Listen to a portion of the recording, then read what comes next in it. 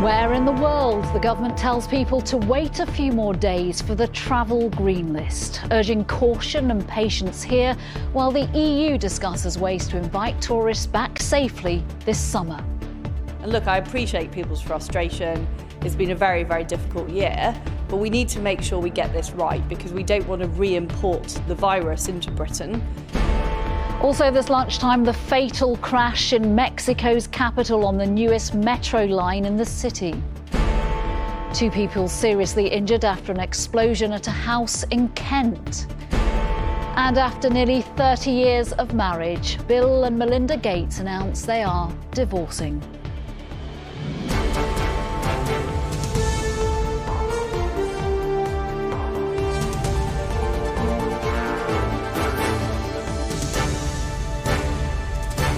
This is the ITV Lunchtime News with Nina Hussain. Good afternoon. Wait a few more days. That was the message from the government today to anyone hoping to travel abroad over the next few weeks or months. The International Trade Secretary Liz Truss stressed caution, saying the UK doesn't want to re-import the virus, so we must wait until there are proper measures in place at the borders. So, more uncertainty about what that means as the EU meets to discuss how to revive its tourism industry this summer. Here's our political reporter, Shihab Khan. Packing a suitcase and getting your passport ready feels like a memory from a lifetime ago. For many, it's been a long wait since they last had a trip abroad, and for some it can't come soon enough. From May 17th, there will be some opening up of foreign travel, but with less than a fortnight to go, the government is saying to be cautious before you book. I would say wait until the announcement. We're going to see the announcement very shortly. That will cover what is happening from May the 17th onwards. So I'd urge people to wait a few days until we have that announcement, and that will give people the details they need. Will you be going on a holiday this summer? Well, I'm waiting for the announcement before I decide what I'm going to do. For English travellers, the government is expected to introduce a traffic light system where if you're flying home from a nation on the red list, you'll need to take pre-departure and post-arrival tests and then quarantine in a government-approved hotel for 10 days. From an amber destination, you can quarantine at home, but you'll still need to submit those 2 test results. If you're flying to a green destination, there is no quarantine, but you will need to test negative both before departure and after arrival. While the government here is being cautious, it was similar for the European Union, where there have been proposals to ease restrictions.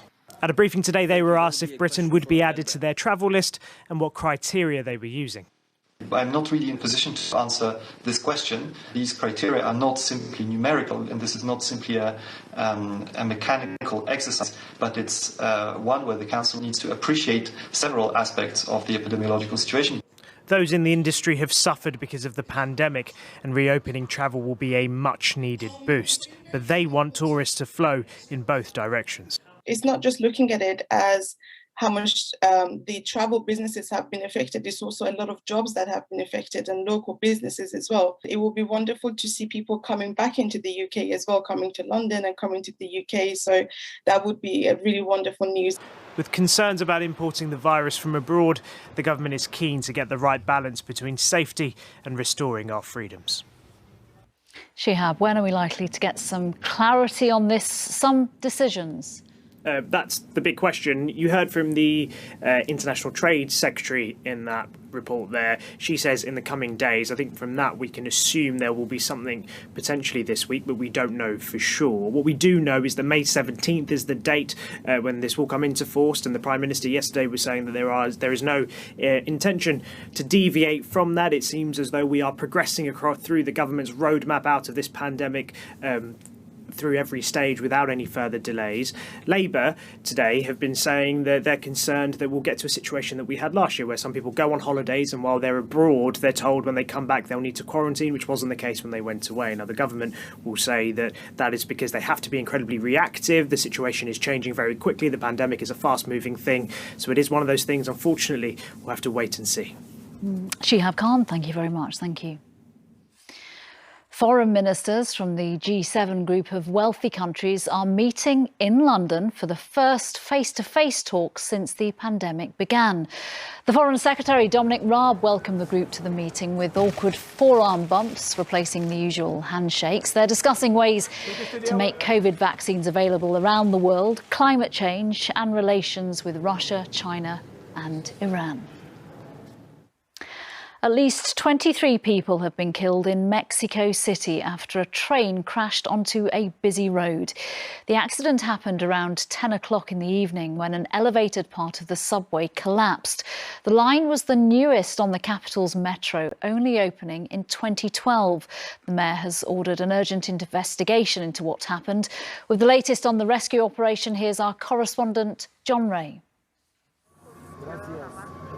One of the world's busiest metro systems, now the scene of a desperate and dangerous rescue operation.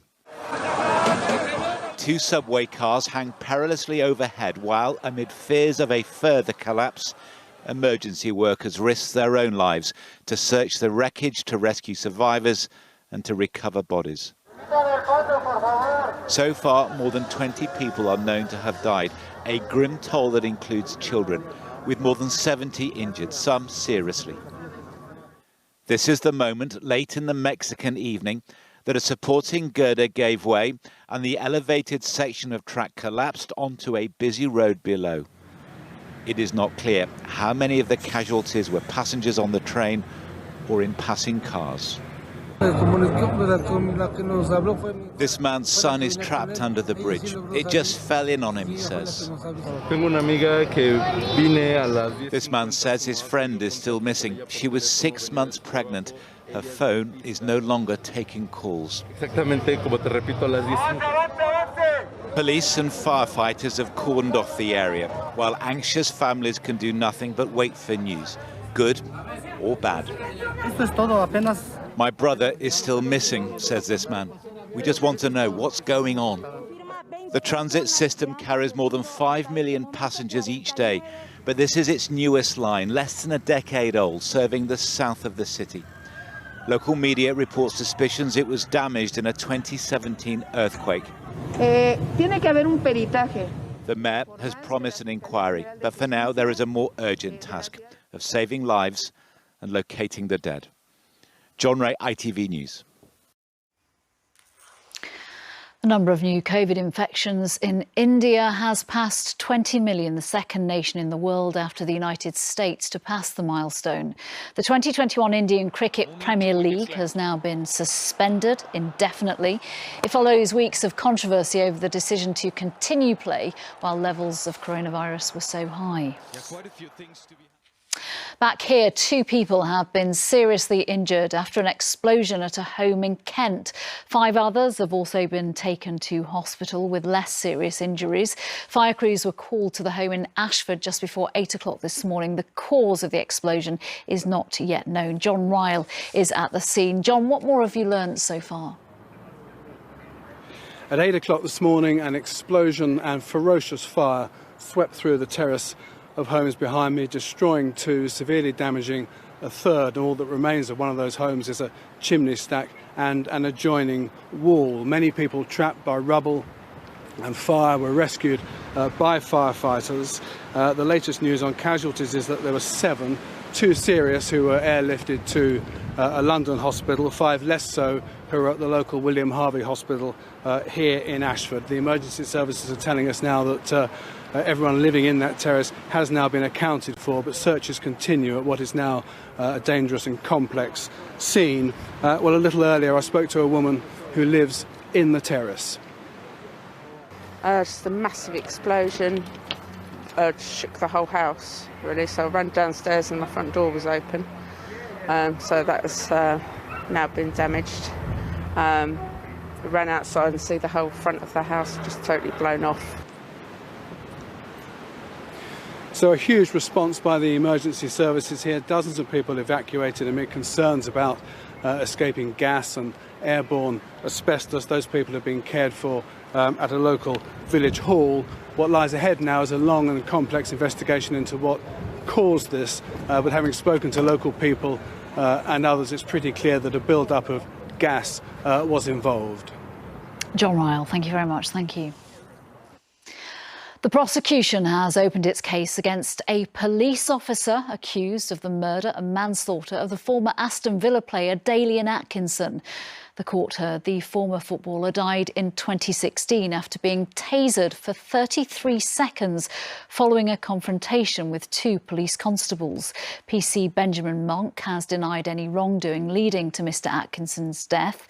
Ben Chapman is at Birmingham Crown Court where the trial is taking place. Ben, take us through what has happened this morning. Well, it is nearly 5 years since Dalian Atkinson died after being tasered by a police officer. Today, for the first time, a court was told that he was also repeatedly kicked in the head while lying motionless on the ground. Now, Dalian Atkinson made his name playing for Aston Villa in the 1990s. In retirement, he'd suffered a number of serious health problems, including heart disease and renal failure. And it was in August 2016, in the early hours of the morning, that he went round to his father's house in Telford. He was behaving erratically. He was shouting in the street. He was demanding to be let in, claiming to be the Messiah. The police were called, and when they arrived, he was tasered 3 times.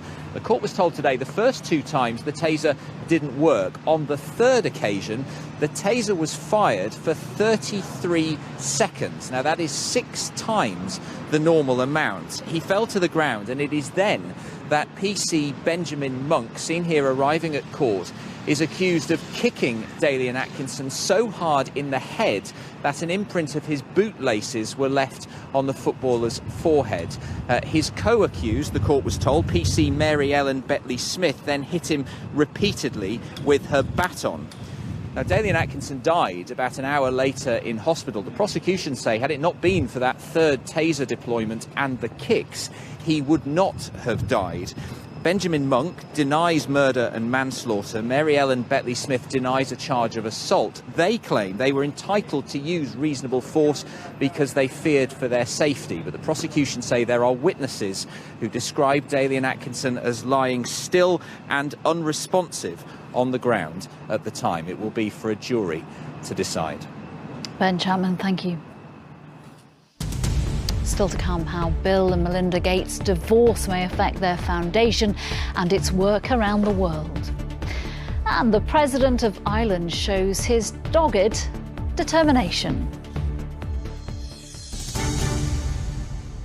Before that, all care home residents in England will be able to visit a friend or family outdoors without having to quarantine when they come back. It means residents will be able to leave their care homes. They can visit a friend or a family member's garden or go on walks in parks, public gardens and beaches.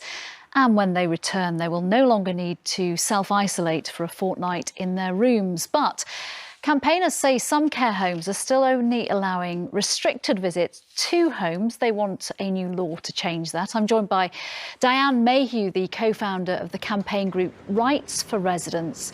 Thank you for talking to us this lunchtime. This is being called by some as a great escape for care home residents, with restrictions easing from today. But your fight goes on. What exactly are you calling for now?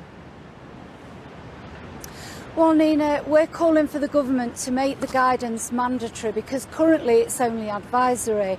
And this news about visits out is marvellous, but unfortunately we've seen even via the indoor visiting that care providers are refusing to follow the guidance. So we want that to be made law because we've got this postcode lottery of some getting great access and some getting 20 minutes a month. And people in these homes are dying. When you consider that the average lifespan of a care home resident is 2 years and we've lost 14 months already, then this has to change. Yeah, many people will be able to see your concerns and why you're campaigning for this change and for it to be legal rather than guidance, and care homes being able to do what they see fit. Can you see it from the other side of the other point of view, though? Can you see, as a care home manager, why, given the death toll we saw in care homes at the beginning of the pandemic, given it is their responsibility to keep all residents safe, they might want to continue to stick to the strictest rules and err on the side of caution, even, as you say, that means in some circumstances a 20-minute visit with all the PPE and the screens just once a month? The difficulty is that someone with advanced dementia doesn't understand why all of a sudden their family have abandoned them. And whilst I do understand from a care manager's point of view at the beginning of the wave, I'm sorry, but we have now got residents doubly vaccinated, relatives have been vaccinated, we've got PPE, we've got infection control measures, and, you know, it's as good as it's going to get. When is going to be a better time than this? They're not following the guidance now when the transmissions are low. So are we just going to lock people away who live in care homes and never see them again? You know, carers are now allowed out with the free... Sorry to interrupt that. I just wondered what the care homes are telling you when people are reporting to you as a campaign group that they're being so strict. What are they saying as to why? They're saying they don't have insurance, but I'm sorry, the excuses are wearing a bit thin now, because if you're following government guidance, then presumably the government wouldn't issue guidance that was unsafe. And if they're following government guidance, then obviously, you know, they can't be sued. So there's insurance, they're saying that other residents might be put at risk, but if you're going directly into the room of only your resident, then how can you put other residents at risk, whereas carers are going into every resident's room? Yep, OK. Obviously, they would say it's different for members of staff as opposed to people in the care homes, but that is their side and this is yours. Diane Mayhew, thank you very much for joining us this lunchtime. Thank you. The mother of one of the victims of the terror attack at a prison education conference told the Inquest today her daughter was in two minds about attending the event. Saskia Jones was stabbed to death by a convicted terrorist in London in 2019. Her mother, Michelle Jones, told the Inquest into her death that Saskia was still uncertain about going until the night before. Sangeeta Lal has been following the Inquest and joins me now. Take us through what the Inquest heard today. Well, Saskia Jones was one of two people to be killed by Usman Khan, a convicted terrorist at a prisoner educational programme in November 2019. Today, we've been hearing about the events leading up to that day, and actually from her mother, Michelle Jones, who said, as you say, Saskia was reluctant to go. She told jurors Saskia was at first unsure, and the uncertainty persisted until the evening before. Saskia was not aware of who would be attending the event, and Michelle went on to say she had asked Saskia the evening before and she still didn't know, save a few staff. Now, eventually we know Saskia decided she wanted to go to the event. It was part of a scheme that brought offenders and people from higher education together so they could learn and study together. And actually, Michelle had told the Inquest that Saskia was interested in that and wanted to learn more about the treatment of ex-offenders. Now, this is the fourth week into the Inquest, and over the past month we've heard a lot about Khan's background, his behaviours.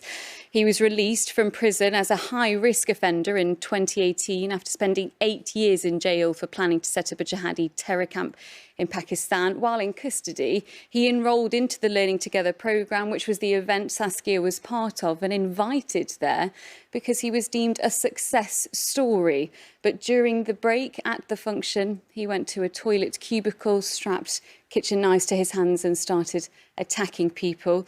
The Inquest heard he killed Saskia, who was 23 years old, and another man, Jack Merritt, who was 25. He was chased by members of the public as he ran towards London Bridge and eventually shot and killed by police. And the Inquest continues. Sangeeta Lal, thank you. Prosecutors will decide whether to charge a 50-year-old suspect over the death of a man at Michael Barrymore's home in 2001. Stuart Lubbock was found dead in a swimming pool after attending a party at the entertainer's house in Essex. Police say significant new information led to an arrest in March. Bill Gates and his wife Melinda have announced they are getting a divorce after 27 years of marriage. In a joint statement, the couple said they would continue to work together on their foundation, one of the largest in the world. They asked for space to begin to navigate this new life. Sally Biddulph reports. The ultimate power couple, together racking up global accolades for their charitable work. An honorary knighthood from the Queen, the Presidential Medal in the States and the Légion d'honneur in France, the highest possible recognition from each country. Wealthy beyond their wildest dreams from Microsoft, Melinda and Bill Gates turned themselves into philanthropists, and they did it as a team. You know, it was amazing we had this fortune. It was gigantic. We didn't think it would be great to give lots of it to our children, and so and it became something that, you know, we get to do together. We're, you know, partners in crime. In happier times on their wedding day, by contrast, they announced their divorce separately in identical, simultaneous statements. Over the last 27 years, they said, we have raised 3 incredible children and built a foundation that works all over the world to enable all people to lead healthy, productive lives. We continue to share a belief in that mission and will continue our work together at the foundation. But we no longer believe we can grow together as a couple in the next phase of our lives. You wouldn't have had that statement come out unless the deal had already been done. There is just too much at stake here, not only personally, but also in terms of that public impression that we have of them. Personally, the family has asked for privacy. Publicly, they have vowed to continue all their charitable work. But the $89 billion question now, though, is how will the Gates' fortune be divided between the couple? Sally Biddulph, ITV News. Finally this lunchtime, an adorable video of the Irish president and his pestering puppy that has now been watched millions of times. Michael D. Higgins was paying tribute to the late Irish actor Tom Hickey, while his 7-month-old Bernese mountain dog Mishnach tried to steal his owner's attention. The behind-the-scenes footage was posted on the president's TikTok account. That's all we've got time for so far today. Mary will be here with the very latest on the ITV Evening News at 6:30. The news where you are follows the national weather from everyone on the team today. Bye-bye.